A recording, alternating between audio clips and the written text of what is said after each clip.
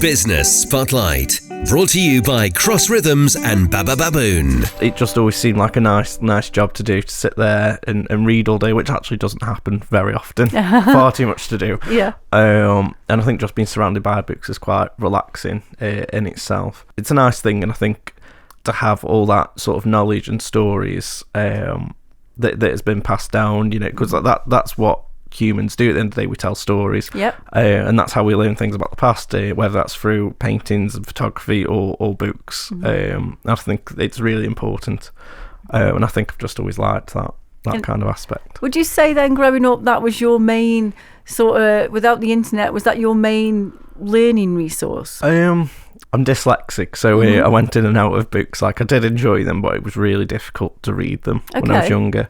And it took me a long time to be able to sit and read a book. But I think what helped me was when I was younger in primary school, always reading the really, really boring books. They're really boring and they're supposed to help you learn to read, but I found because they were so boring, I didn't want to read them. And then one day I just picked up a book. I didn't finish it, you know, but I thought it was so much more interesting that I wanted to try. And then over time, eventually was reading books on my own, more interesting books. And I think the first one that really captured me was Stephen King's Thinner.